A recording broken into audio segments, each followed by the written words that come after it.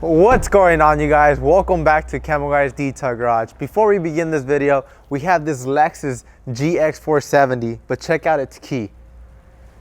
I honestly do not know what happened to its key, but today we're actually going to go ahead and go through the full steps and process to bring back to life this GX470. So let's get to it. Before any detail, we always recommend doing a wheel process cleaning. The reason why is because you always want to clean up the dirtiest area first. We already went ahead and cleaned them up, but they still look neglected. But nonetheless, we're going to leave that aside and we're going to get to the body of the vehicle. So today I'm actually going to go ahead and treat it to a 2-bucket method with my foam cannon.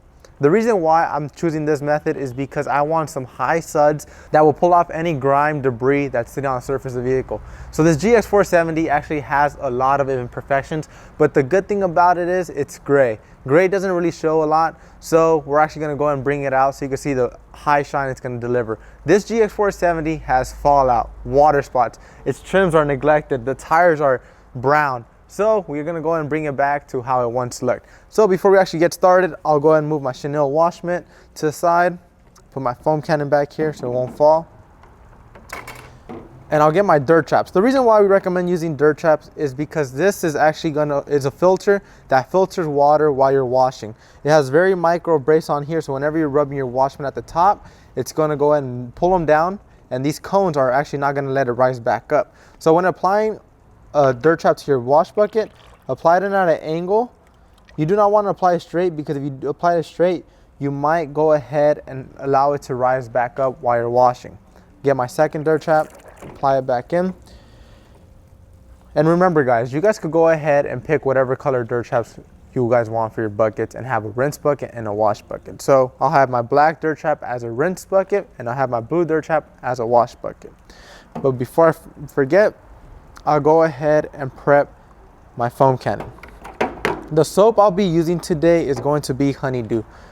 Honeydew is a high foaming soap that was actually the very first soap that was manufactured to work in a foam cannon to produce those ultimate suds to lather up the vehicle and pull off anything safely and easily as possible. So apply 1, 2 ounces into that. I'll put my lid back on. Whenever you already have your head back on, you do not want to shake it. The reason why is because if you do shake it, you're actually going to go ahead and cause foam inside the foam cannon bottle, and you do not want that. You want to get the most product out as possible. So now this is finally prepped. I'll go ahead and get my Honeydew and I'll prep my bucket 1, 2. That's about like 2 ounces. So now I'm actually going to go ahead and rinse down the vehicle just to knock off any loose grime or debris. Then I'll foam it up with our foam cannon. Let's get to it.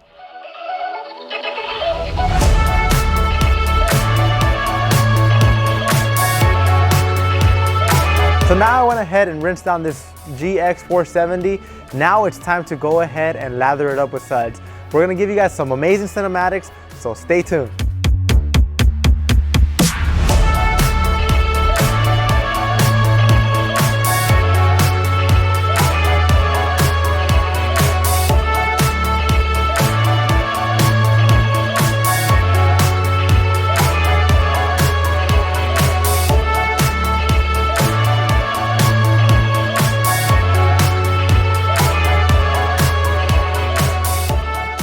Alright, so I went ahead and foamed up the vehicle. Now I'm actually going to go and let it sit for 1 to 2 minutes on the surface of the vehicle. The reason why, I want Honeydew to dwell on the surface, help me pull it off as safely as possible.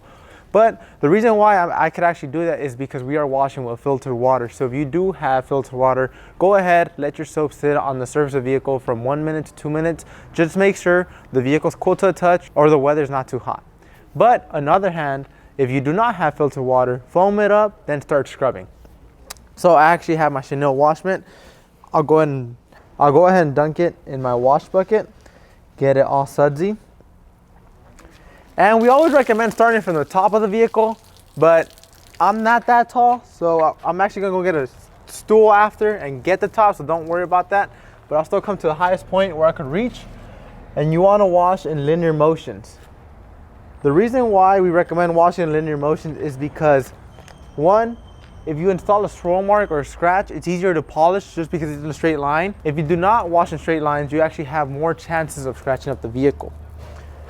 And whenever you are working with a light colored vehicle, yes, I understand, the scratches and swirls aren't that noticeable, but whenever it comes into sunlight in a certain angle, you'll start seeing them.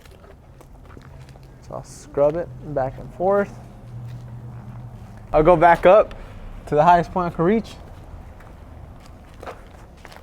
and scrub in straight motions.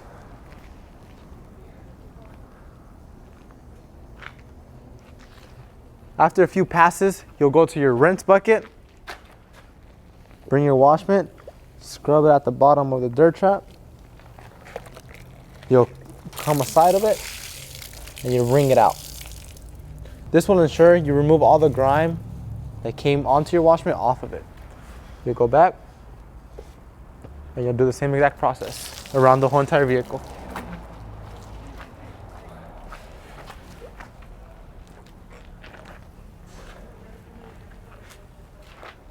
I'll go ahead and finish up the entire vehicle, then I'll come back to treat its trims, tires, and undercarriage. Let's get to it.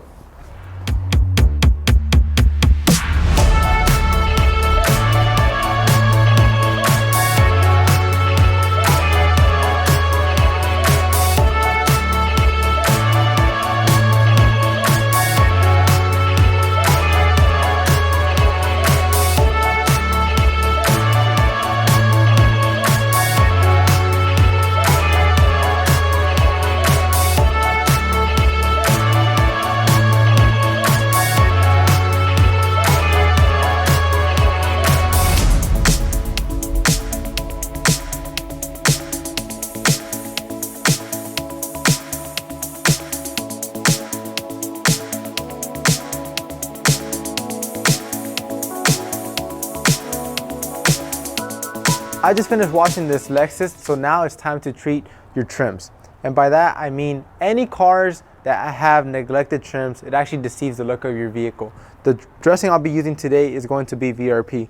VRP is a water-based dressing that can be used both on vinyl, rubber, and plastic. And the cool thing about it is dry to a touch. So I already have this trim piece right here. It's neglected. Before you guys go ahead and comment saying that it's dirty, no, this actually is just neglected. If I show you guys, my finger comes out clean. I rub it, comes out clean. This is actually what happens when your trim is neglected. Trim pieces have pores in it that will go ahead and catch grime and debris and make it turn dull over time. So before using VRP, shake it up. You'll go ahead and grab a microfiber applicator. I'll apply two lines to my applicator. Put this on the floor so it won't roll off. Then I'll blotch it out in a certain area so I won't get a heavy coat just in one area. All you want to do is massage it back and forth and you already start seeing the trim come back. VRP also has UV protectants in it that will keep it black for much longer. So check that out. It's a huge before and after. The before and the after. It's dry to a touch and a little bit goes a very long way. If your vehicle does encounter a lot of water, we recommend going with an oil-based dressing that repels water, but since we live in sunny California, it doesn't come into contact with water as much. So I'll keep rubbing it back and forth.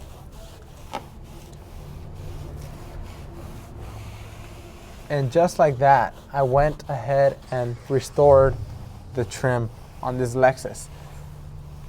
Now it's time to go ahead and attack the rest of the trim around the whole entire vehicle, then the tires, then we'll show you guys the finished product. Let's get to it.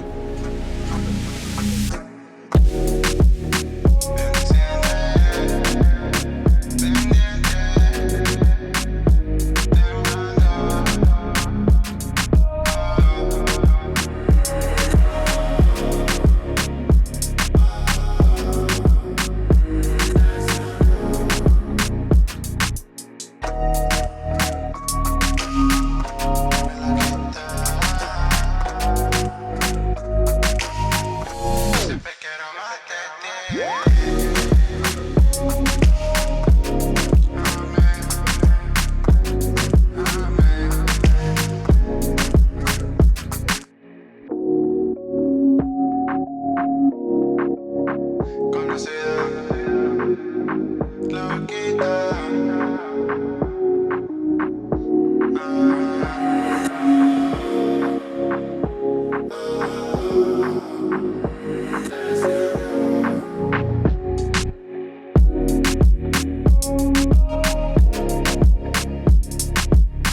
I was applying VRP onto the tires, I went ahead and looked under the undercarriage, and the undercarriage is neglected, trashed. So I'm actually gonna go ahead and treat it using some bare bones. The undercarriage is actually already clean, but like I said, over time, trim pieces deceive the look of your car, not just outside, but even on the undercarriage. Whenever you're driving down the road, you could actually see how neglected it is. So bare bones is actually an oil-based dressing that protects any undercarriage pieces from cracking or turning dull. So whenever you spray it onto your applicator, you just rub it on and you can start seeing it. It just starts bringing it back to black. Look at that. And there are different methods how to apply bare bones. You could do the spray on method, but since I'm showing you guys a hard 50-50 of how it looks once it's treated, I'm actually using the applicator method. But once we get this shot for you guys, I'm actually going to show you guys how to do the spray method. Check that out. That is crazy. That is an undercarriage that is now protected. If it does come into contact with water, it's not going to run off. It's going to stay black. But if you're wanting to know how to apply it using the spray form, you'll just take it, put it onto the spray form, and you'll go in here and just lightly mist it. Don't oversaturate it. You don't want it to be running off. If it does start to run off, you'll get a microfiber applicator like I was doing it and just rub it back and forth. And this works on all types of suspension works. Just go ahead and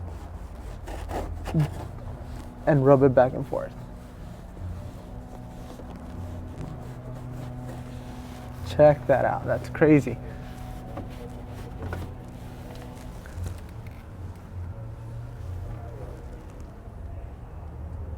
All right, guys, so we went ahead and washed up this Lexus. It looks much better in my eyes. We dressed the tires, dressed the undercarriage, and protected the plastics. But guys, on our next video, we're actually gonna go ahead and tackle the interior of this Lexus. So stay tuned. If you guys like this video, like it, comment, subscribe, and we'll see you guys next time right here at the Chenille Detail Garage.